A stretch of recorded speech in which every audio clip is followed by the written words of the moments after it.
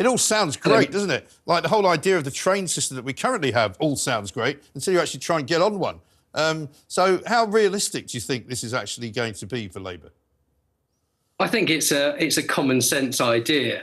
When you remember that actually at the moment the railways are partly nationalised, you've got these train operators that are running trains under really strict prescriptive contracts with the government, where basically the government is telling them what to do, and they're not really adding very much value to the whole operation, but they're getting a fee to run our train services. Yeah. Well, they're getting quite a hefty fee, aren't they? I mean, they're all making loads and loads of money, the people running the train services. They're not running very well. They're not sorting out the striking workers very cleverly. And in the end, I'm afraid, they've also got the Network Rail problem, haven't they? So what are Labour going to do about that? Because one of the things that people say to me is the issue is that you've got Network Rail that sort of own the track, and you've got all these different train companies that rent the track off them and run trains or not on somebody else's track. This is it. I mean, a railway consists of the track and the trains running together, and one without the other isn't really much use to anybody. Yeah. So if you've got any sort of division between the two, where they're kind of having to liaise with each other and they're having to make sure that they're meeting different contract terms, then that's creating a difficulty which doesn't need to exist. So I think, the existing government has realised that bringing together the trains and the track, actually, it's the only way that you can get the system to work. And what Starmer's said, what the Labour Party are planning to do is really just to push this forward a bit and say, yeah, well, actually, we don't need to have private train operators. We can bring the whole thing together. We can run it as a single unit, track and train together, and yeah, that makes a lot of sense, really. But the thing that most people, I suppose, would care about who travel by train, and not that many people do anymore, unfortunately, is will it make this travelling on trains any cheaper? Because it's got quite expensive over the years.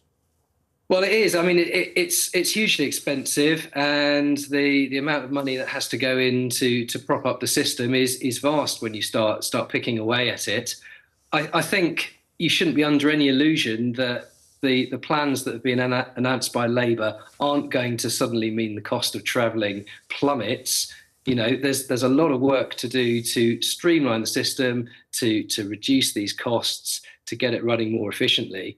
And actually, those savings aren't going to be seen for years to come. So they're doing the right thing, but it's going to take time for the benefits to show.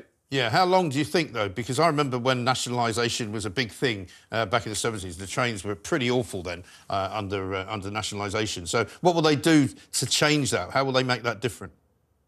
Well, I don't think an awful lot is going to change. I think the existing operations, as the contracts expire, they will be brought back under government control. But the people actually running the system isn't going to change very much. But what it will do is it will get rid of this fee that you have to pay a company if you're asking a company to do anything for you, even if they're just in name running the railway. And it will also get rid of this clunky interface where there's a contract, and therefore if anyone breaks some sort of term in the contract, you've got to bring the lawyers in. So by getting rid of that, tracks, they can work directly with each other without worrying about upsetting anyone. And in time, that should start to take out costs. It should start to make the whole thing much more efficient.